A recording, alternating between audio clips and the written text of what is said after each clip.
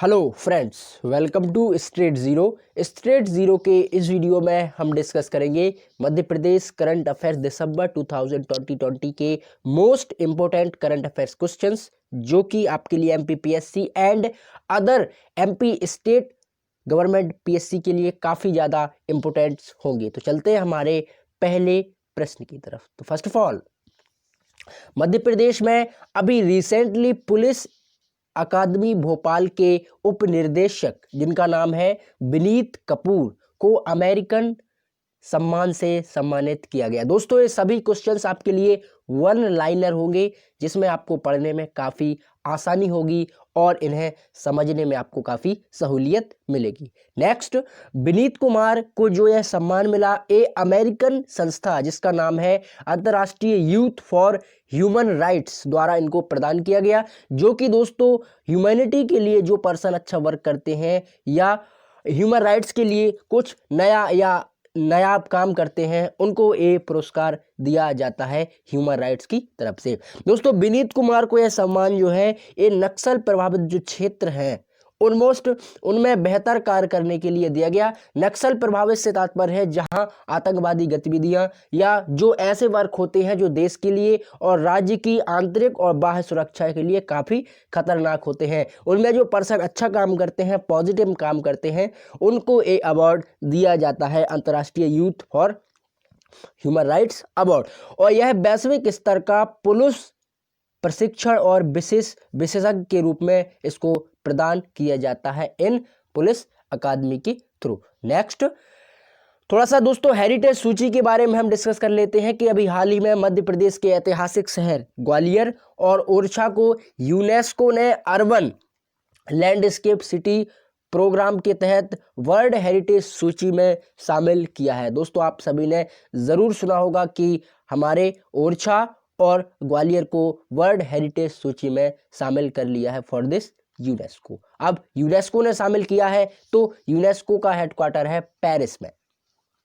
Next, वर्ष 2021 में UNESCO की टीम द्वारा इन दोनों शहरों की आधारभूत संरचना का मॉडल तैयार किया जाएगा और इन्हें विशेषकर दोस्तों पर्यटन ओरछा स्थान और ऐतिहासिक दृष्टि से बहुत प्रसिद्ध है, चूँकि आप सभी जानते हो कि ओरछा में भगवान राम का मंदिर और बहुत सारे जो आला उदल्स और इनके बारे में जो राजा जुझार सिंह की जो रियासत है वो यहाँ पे हमें देखने को मिलती है। इसके अलावा दोस्तों यहाँ ओरछा महल, जहांगीर महल, राम मंदिर और राम प्रवीण महल, लक्ष्मी नारायण मंदिर जैसे प्रमुख और प्रसिद्ध आपको टेम्पल्स देखने को मिल जाएंगे इन ओरछा सिटी में। इसके अलावा ग्वालियर में आपको गुजरी महल, प्रतिहार, तोमर, कछवाहा एवं सिंधिया वंश की राजधानी और सिंधिया घराने से संबंधित आपको यहाँ बहुत सारे टेम्पल्स और बहुत सारे मॉन्यूमेंट्स देखने को मिल जाएंगे।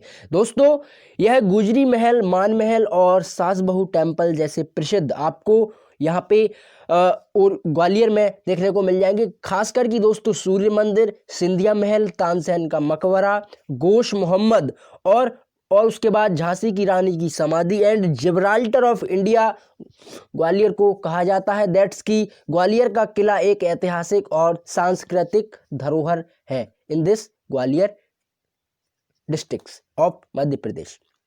नेक्स्ट दोस्तों, हम चलते हैं मध्य प्रदेश के कुछ त्योहारों के बारे में यहाँ पे देख लेते हैं। अभी हाल ही में दोस्तों 10 दिन चलने वाला महोत्सव की शुरुआत हुई मध्य प्रदेश में, जो कि दोस्तों आदि महोत्सव की शुरुआत केंद्रीय जनजाति कार्य मंत्री जिनका नाम है अर्जुन मुंडा, उन्होंने यहाँ पे वर्चुअली रूप से इसको सम्मानित किया और एक कोविड-19 का ध्यान में रखते हुए कोविड के यहाँ पे टाइफरेड और वार्षिक आदि महोत्सव 2020 को ऑनलाइन आयोजन करने का यहाँ पे निर्णय दिया। इसके अलावा दोस्तों अगर हम देखें कि मध्य प्रदेश की जनजातीय विकास मंत्री जिनका नाम है मीना सिंह, उन्होंने ट्राइफेड के अध्यक्ष जिनका नाम है रमेश चंद्र मीणा, उन्होंने वर्चुअली रूप से इस समारोह में भाग लिया। आदि महोत्सव को अंतर्राष्ट्रीय जनजातीय उत्सव के रूप में इसको सम्मानित करते हुए काफ़ी प्रोत्साहित किया। देन दोस्तों इस जनजातीय संस्कृति में कुछ यहाँ पे शिल्प व्यंजन, वाणिज्य की भावना और यहाँ पे 7 जन प्रश्न के रूप में आयोजित किया जाता है। साथ ही साथ 2017 में इसकी शुरुआत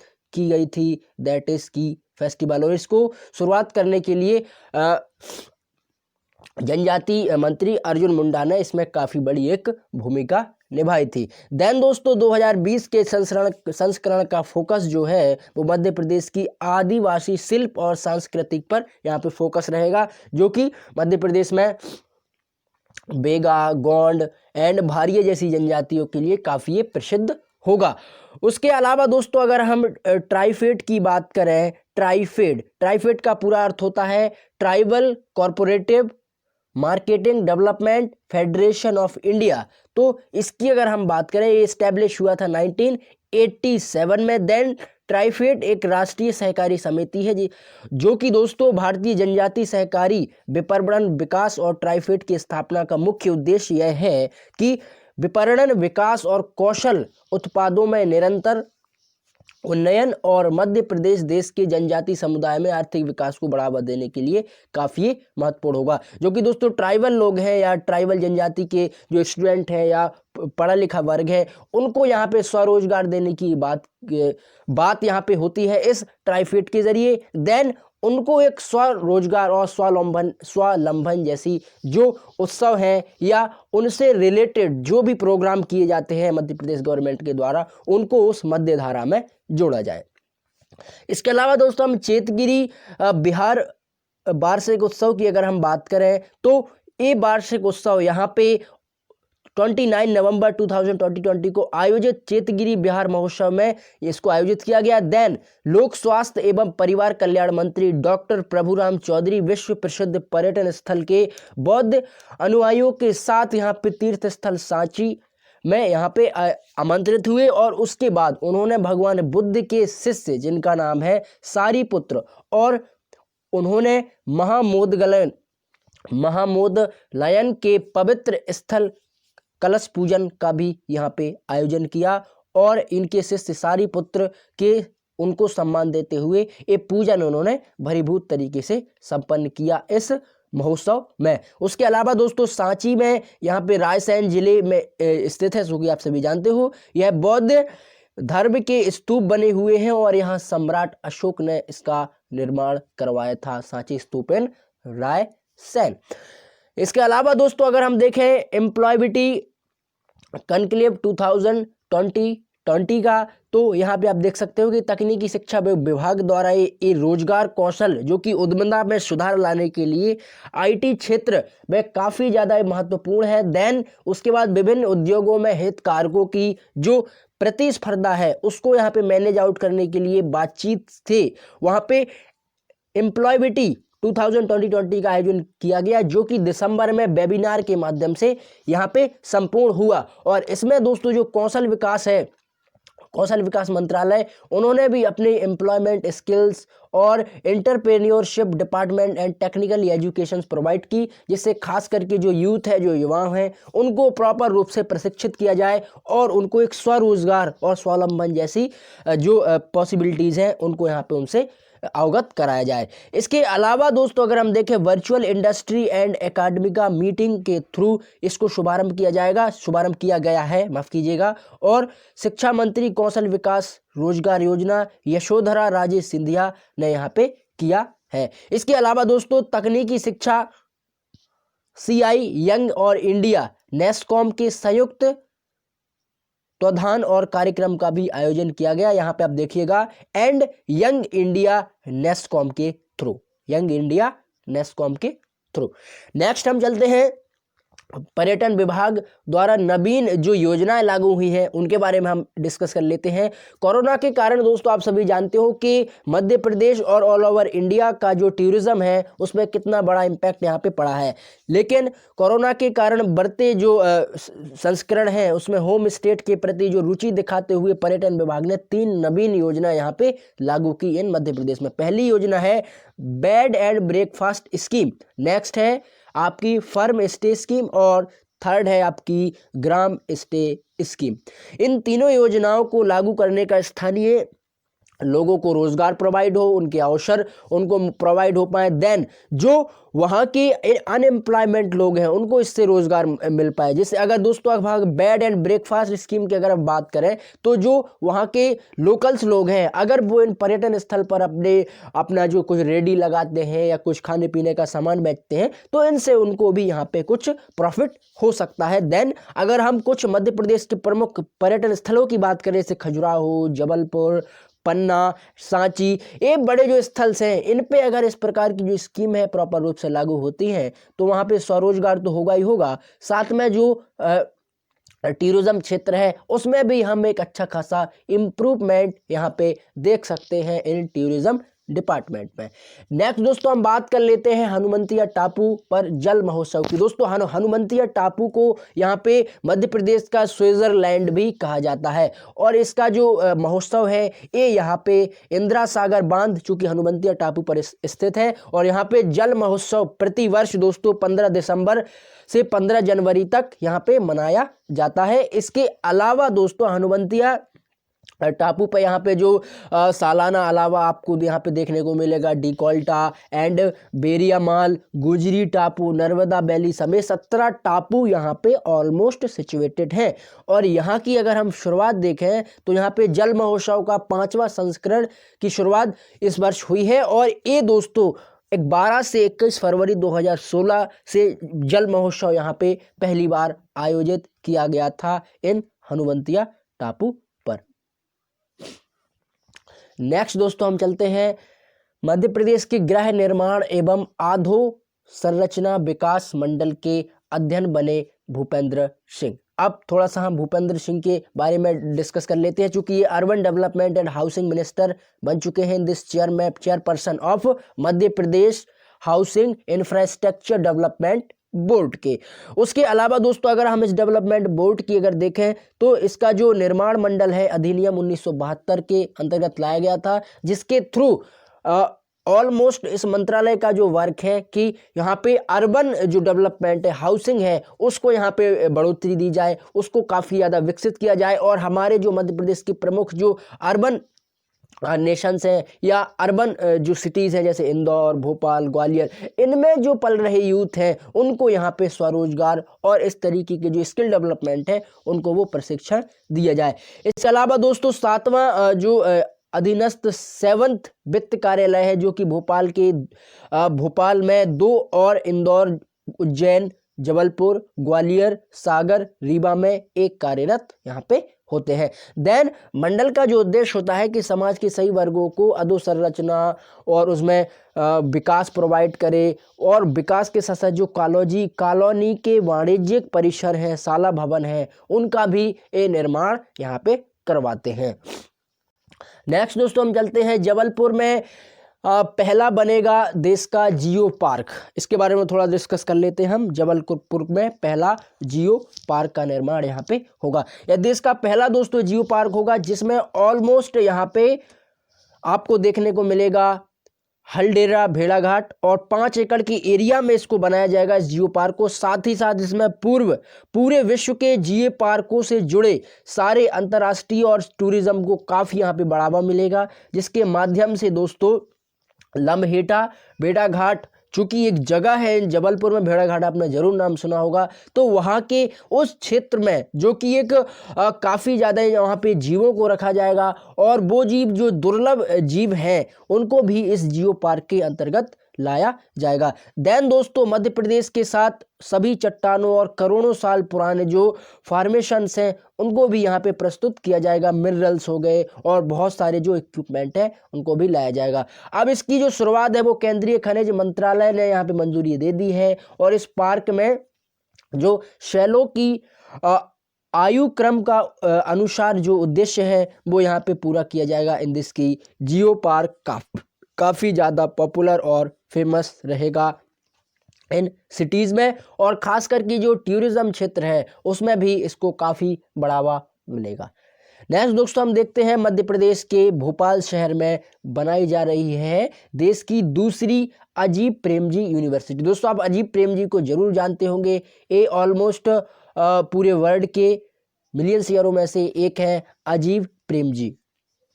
तो इनकी एक देश की दूसरी यहाँ पे प्राइवेट यूनिवर्सिटी का निर्माण किया जा रहा है। यह दोस्तों यूनिवर्सिटी जो है AIT विप्रो, चूंकि आप सभी जानते हो कि विप्रो के जो फाउंडर्स हैं अजीत प्रेम जी, और उनकी जो बेंगलुरु के बाद, चूंकि इनकी एक बेसिक कंपनी बेंगलुरु में फर्स्ट एंड दूसरी कंपनियां भोपाल के कानासेया में खोलने का ऐलान यहाँ पे हुआ है। देन भोपाल विकास योजना क्षेत्र के मुख्य सचिव जिनकी अध्यक्षता में जलून निवर्तन समिति के फाउंडेशन 1990 यानी 99 साल की लीज पर इसको यहाँ पे 20.234 हेक्टेयर भूमि देने की यहाँ पे समिति बनी है 99 साल के लिए ऑलमोस्ट दोस्तों। तो इसमें काफ़ी ज़्यादा इस यूनिवर्सिटी में जो IT सेक्टर आईफे इंफ्रा है उसको यहाँ पे बढ़ावा दिया जाएगा और यूथ को एक स्किल्ड बनाने के लिए इसमें काम किया जाएगा।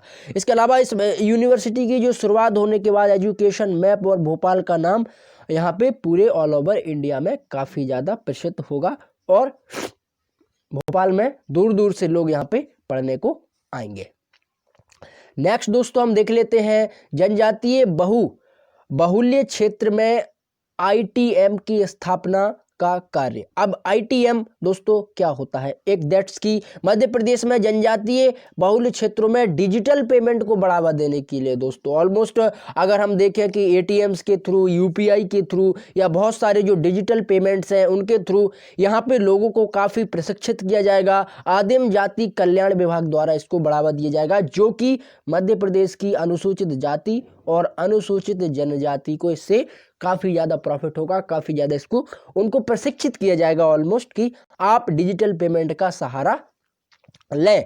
देन की इस कार्य के लिए केंद्र सरकार ने 12 करोड़ रुपए की योजना को मंजूरी दे दी है और राज्य के ऑलमोस्ट 89 जनजातीय बाहुल्य विकास खंडों के जिन क्षेत्रों की बैंक शाखाएं नहीं हैं वहां पर भी एक प्राथमिक यहाँ पे ATM की स्थापना की जाए और वहां पर भी जो ऑनलाइन स्टेटस बैंक्स हैं उनको यहाँ पे प्रमोशन दिया जाए और उनके थ्रू इसको बढ़ावा दिया जाए। चाहे हम पेटीएम बैंक की बात करें, हम एयरटेल पेमेंट बैंक की, एक चूंकि प्राइवेट लिमिटेड कंपनियां हैं, देन UPI के थ्रू भी आप इसको काफ़ी बेहतर बढ़ावा दे सकते हो। इसके अलावा दोस्तों विभाग द्वारा कार्य में 512 हाट बाजारों को भी चयनित किया गया।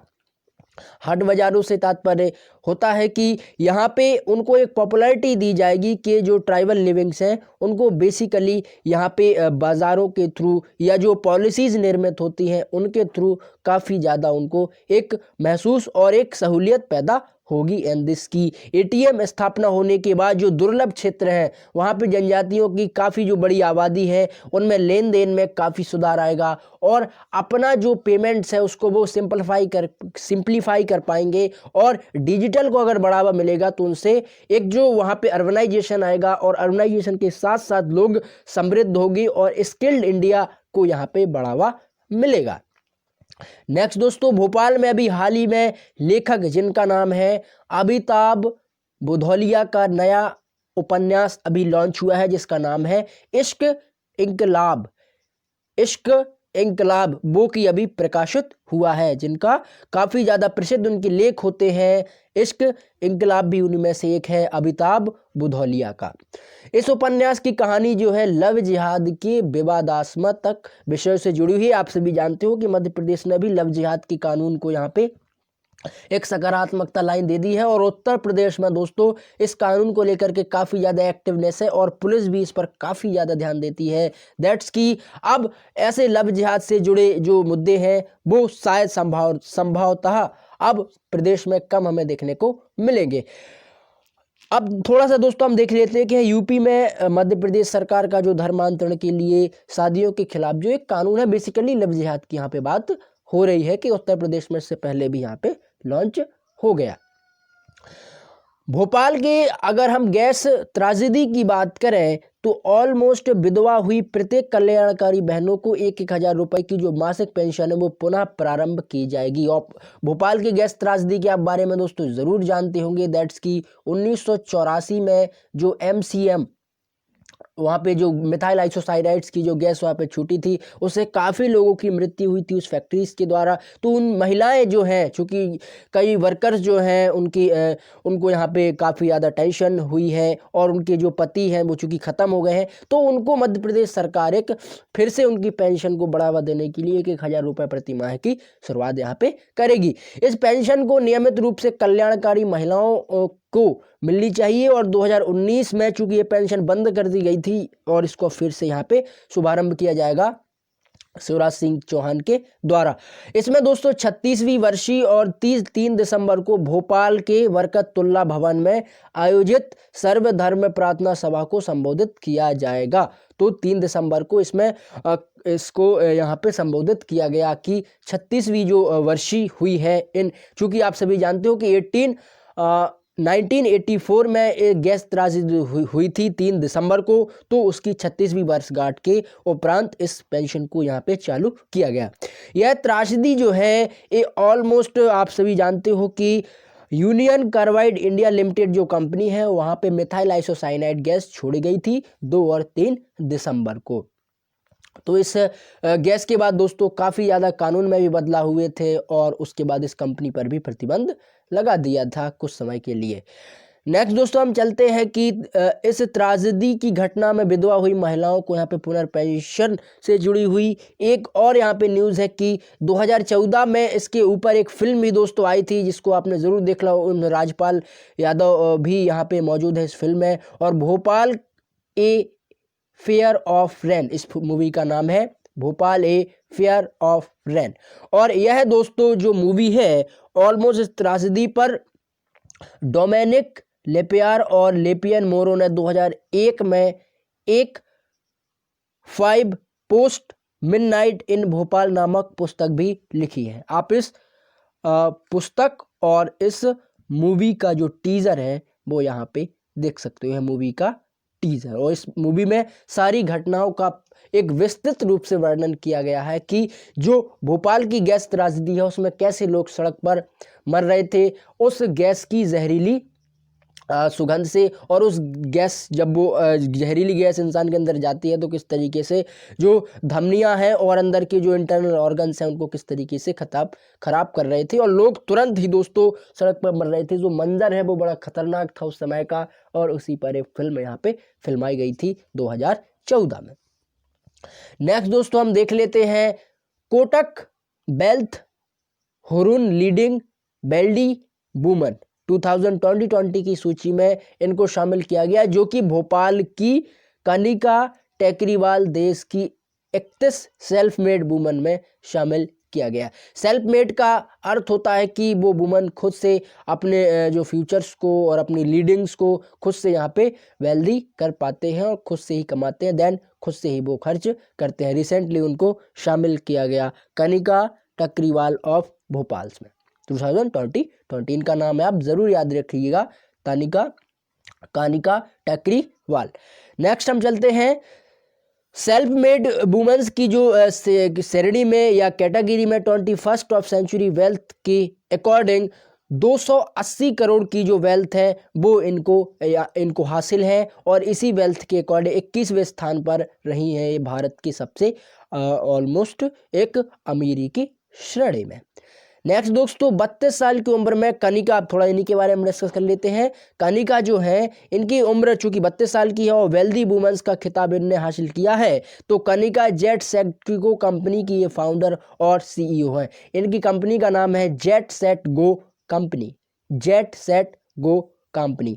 और एक कंपनी जो है दोस्तों 2014 में जेट सेट गो की इन्होंने शुरुआत की थी। देन इसके अलावा ये कंपनी है जो प्राइवेट जो हेलीकॉप्टर्स हैं इनको यहाँ पे एयरक्राफ्ट और private hospital and air ambulance की ऑनलाइन बुकिंग के लिए जानी जाती है। ध्यान से समझिएगा, जो जेट गो कंपनी है ये जनरली हेलीकॉप्टर, एयरक्राफ्ट और एयर एम्बुलेंस की बुकिंग करती है। क्योंकि बहुत सारे ऐसे इमरजेंसी प्लेटफॉर्म्स या इमरजेंसी ऐसा वक्त होता है कि एयर एम्बुलेंस में उसको बुकिंग करके मरीज को ले जाया जाता है किसी दूसरी जगह पर, तो इसको भी आप बुकिंग कर सकते हैं।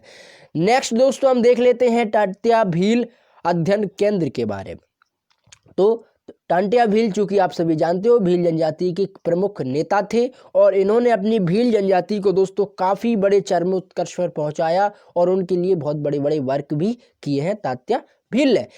इनकी इस संस्थान की, इस केंद्र अध्ययन की जो स्थापना है वो 4 दिसंबर 2014 को वर्तमान पधाना विधायक राम दंगोरे ने की थी। पंधाना विधायक राम दंगोरे ने की थी 2014 में। देन खंडवा की आर्थिक, चूंकि ये जनजाति खांडवा में पाई जाती है, तो खांडवा के आर्थिक रूप से जो कमजोर विद्यार्थी हैं उनको निःशुल्क यहाँ पे प्रतियोगी परीक्षाओं की तैयारी के लिए निमाड़ में एकदम कोचिंग संस्थान, एकमात्र माफ कीजिएगा कोचिंग संस्थान है जो कि तांत्या भील अध्ययन केंद्र के भवन को मंजूरी दी गई है और यह भवन 1 करोड़ की लागत से यहाँ पे बनेगा, जिसमें लोगों को फ्री ऑफ कॉस्ट यहाँ पे कोचिंग इंस्टीट्यूट प्रोवाइड की जाएगी, जो कि IPS और IAS एक आर्थिक जो तंगी से गुजर रहे हैं लोग, उनको यहाँ पे मंजूरी मिलेगी और जो भील जनजाति के खासकर जो पिछड़े वर्ग के लोग हैं उनको इससे काफ़ी ज़्यादा एक सहूलियत प्रोवाइड होगी। तो ये यहाँ पे इसकी जो शुरुआत है वो हो चुकी थी, लेकिन अब एक काफ़ी ज़्यादा बन के यहाँ पे ऑलमोस्ट तैयार हो गया है। तांत्या भील अध्ययन केंद्र द्वारा विद्यार्थियों को सेना, पुलिस भर्ती और शारीरिक प्रशिक्षण भी यहाँ पे दिया जाएगा। और देन तांत्या भील का जन्म जो है ये मैं आपको बता दूं, ये तत्कालीन सीपी प्रांत के निवाड़ खंडवा जिले के पंघाना तहसील के बड़ौरा गांव में 1842 में दोस्तों हुआ था। इनका बलिदान जो है 4 दिसंबर 1889 में इनका हुआ था और इन्होंने अपने भील जनजाति के लिए काफ़ी बड़े उत्कर्ष और उद्भव होने वाले वर्क जो हैं वो किए हैं। नेक्स्ट दोस्तों हम चलते हैं एक नए रोजगार portal will be linked and the रोजगार सेतु पोर्टल के बारे में, जिसका नाम है उन्नति। अब उन्नति के बारे में हम देखें तो सरकार द्वारा बेरोजगारों के लिए ऑलमोस्ट अंतर्राष्ट्रीय स्तर पर प्रारंभ इसको किया गया और उन्नति पोर्टल के जरिए रोजगार सेतु पोर्टल को जोड़ा जाएगा, जिससे मध्य प्रदेश के सभी श्रेणी और रोजगारकारों के लिए रोजगार नियोजन के यहाँ पे असीम अवसर प्राप्त किए जाएंगे, जिसमें ऑलमोस्ट आप घर पे बैठ करके इस उन्नति ऐप का यहाँ पे यूज़ कर सकते हो और अपना फॉर्म जो है वो यहाँ पे फिल आउट करके एक रोजगार के जो अवसर है वो यहाँ पे चेक कर सकते हो कि मध्य प्रदेश में कौन कौन से यहाँ पे अनएम्प्लॉयमेंट यूथ के लिए या जो पर्सन अनएम्प्लॉयमेंट है उसको यहाँ पे एम्प्लॉयमेंट कैसे मिल पाए। इस पोर्टल को नवीन तकनीकी से यहाँ पे लेस किया गया। देन भारत के ऑलमोस्ट लगभग 20 करोड़ व्यक्तियों ने इसकी अपेक्षा और योग्यता अनुसार रोजगार मुहैया कराने के लिए भी फॉर्म अप्लाई किए और मध्य प्रदेश सरकार में भी इसमें काफ़ी ज़्यादा जो यहाँ का यूथ है, जो युवा है, वो अपनी जॉब खोजने के लिए इस उन्नति ऐप का यहाँ पे यूज़ कर सकता है। नेक्स्ट दोस्तों हम देखते हैं कि सुप्रीम कोर्ट के कॉलेजियम और ओडिशा हाई कोर्ट के चीफ जस्टिस, जिनका नाम है मोहम्मद रफीक, को मध्य प्रदेश हाई कोर्ट के नए मुख्य न्यायाधीश के रूप में नियुक्त किया गया। दोस्तों इस पॉइंट को आप जरूर याद रखिएगा। मध्य प्रदेश के नए मुख्य न्यायाधीश हैं मोहम्मद जस्टिस मोहम्मद रफीक, जो कि पहले सुप्रीम कोर्ट के कॉलेजियम और बाद में ओडिशा हाई कोर्ट के चीफ जस्टिस भी रहे हैं, अब हो गए हैं मध्य प्रदेश हाई कोर्ट के चीफ एंड जस्टिस। नेक्स्ट दोस्तों, सुप्रीम कोर्ट के कॉलेजियम में अभी हाल ही में देश के विभिन्न हाई कोर्ट में मुख्य न्यायाधीशों में 9 न्यायाधीशों की यहाँ पे स्थानांतरण की सिफारिश की है, जिसमें से ऑलमोस्ट जस्टिस जो खान है, रफ़ीक खान, उन्हें मध्य प्रदेश के 27वें मुख्य न्यायाधीश चुना गया। तो मध्य प्रदेश के 27वें मुख्य न्यायाधीश है मोहम्मद रफ़ीक। राज्य शासन ने, जिनका मंत्री परिषद नाम है, और दैट्स की भारत सिंह कुशवाहा को MP एग्रो इंडस्ट्री का अध्यक्ष मनोनीत किया गया। दोस्तों मनोनीत का अर्थ होता है कि एंग्लो जो इंडस्ट्री है, MP एग्रो चेयरमैन के रूप में उन्हें नियुक्त किया गया भरत सिंह कुशवाहा को। देन दोस्तों जो भरत सिंह कुशवाहा है minister of horticulture and food processing मंत्री है। देन उसके बाद इस मंत्रालय का जो स्वतंत्र प्रभार है वो अब ये भी संभालेंगे राज्य शासन मंत्री के तौर पर, और एग्रो इंडस्ट्री भी उनको अब देखनी पड़ेगी जो कि एग्रीकल्चर से रिलेटेड है, और एग्रीकल्चर में जो बदलाव और बहुत सारे जो कार्यक्रम है वो यही लोग यहाँ पे संभालेंगे। नेक्स्ट, राज्यपाल श्रीमती आनंदीबेन पटेल ने भोपाल स्थित क्षेत्रीय पासपोर्ट कार्यालय की राज्य भाषा पत्रिका जिसका नाम है क्षित्रीज को द्वितीय वार्षिक अंक का राजभवन में विमोचन किया। दोस्तों क्षत्रिय जो पत्रिका है इसका द्वितीय वार्षिक अंक का राजभवन में विमोचन किया। विदेश मंत्रालय द्वारा विश्व हिंदी दिवस 2020 के अवसर पर क्षेत्रीय पासपोर्ट कार्यालय भोपाल को 2019 के दौरान सरकारी कामकाज और राजभाषा हिंदी का प्रगामी प्रयोजन के लिए सम्मानित किया गया। क्षेत्रीज को द्वितीय वार्षिक अंक की राजभाषा के रूप में मध्य प्रदेश के राज्यपाल आनंदीबेन पटेल जी ने। नेक्स्ट दोस्तों, केंद्रीय चिड़ियाघर प्राधिकरण ने वन विहार राष्ट्रीय उद्यान को देश के उन 10 चिड़ियाघरों में शामिल किया गया जिनका विस्तार किया जाना है। यानी अब जो वन विहार है यानी जू सेंट्रल अथॉरिटी ने इसको यहाँ पे प्रशिक्षित करते हुए कहा है कि अब हम वन विहार को बहुत बड़ा विस्तृत और एक बड़ा नाम देंगे, चूंकि ये भोपाल में स्थित है तो इसका भी काफ़ी बड़ा विस्तार होगा और नए नए जीव जंतु भी इसमें लाए जाएंगे। इस योजना के तहत वन विहार नेशनल पार्क के अलावा दोस्तों चेन्नई, मैसूर, विशाखापट्टनम, रांची, लखनऊ, आसाम, हैदराबाद, पंजाब और भुवनेश्वर को भी यहाँ पे चयनित किया गया, और यहाँ पर भी जो ऑलमोस्ट वन विहार है उनको भी फेमस किया जाएगा एंड उनका जो विस्तार है क्षेत्रीय विस्तार उसमें काफ़ी ज़्यादा यहाँ पे इन्वेस्ट करेगी सेंट्रल गवर्नमेंट। वन विहार में जो लोगों को वन्य जीव प्राणी जैसे उसमें सफ़ेद मोर, भेड़िया, भालू और अन्य प्रजाति भी देखने को मिलेंगी। साथ ही साथ यहाँ पे सुनहरा सियार, बंगाली लोमड़ी और गौर जंगली भैंसा भी यहाँ पे लाए जाएंगे दूसरे नेशनल पार्क या वन विहार से। देन वन विहार राष्ट्रीय उद्यान चूंकि आप सभी जानते हो भोपाल में स्थित है। नेक्स्ट दोस्तों हम देखते हैं यहाँ पे जेल प्रहरी स्वार रमाकांत यादव सभाकार के नाम से जाना जाएगा और सेंट्रल जेल भोपाल के सांस्कृतिक भवन का शवाकार यहाँ पे निर्मित होगा। अब सेंट्रल जेल में आयोजित समारोह में उत्कृष्ट कार्यों के लिए यहाँ पे उन्हें जेल कर्मियों को महानिर्देशक के द्वारा शामिल किया चिन्हित को सम्मानित किया जाएगा। उसके अलावा 64 जेल कर्मियों व 20 कोरोना वॉरियर्स को भी सम्मानित किया जाएगा। इस सेंट्रल जेल समारोह के उत्कृष्ट जेल कर्मियों को इस वर्ष 2020 के आखिरी समापन में। इसके अलावा दोस्तों ज्ञातव्य है कि यहाँ पे रमाकांत यादव मध्य प्रदेश सरकार द्वारा प्रतिबंधित आतंकी संगठन सिमी माफ कीजिएगा कि लोगों द्वारा जेल से भागने की घटना के दौरान जो लोग शहीद हो गए थे उनको भी यहाँ पे सम्मानित किया जाएगा और काफ़ी ज़्यादा उनको यहाँ से बढ़ोतरी मिलेगी जिससे मध्य प्रदेश सरकार इसको गौरवान्वित तरीके से बड़े सम्मान के साथ उनको सम्मानित करेंगे। तो दोस्तों आशा करता हूँ आप इसे ज़रूर समझे होंगे। अगर आपको वीडियो पसंद आया है तो ज़रूर स्ट्रेट जीरो को सब्सक्राइब करें और फ्रेंड्स के साथ भी आप वीडियो को शेयर कर सकते हैं। Thanks for watching.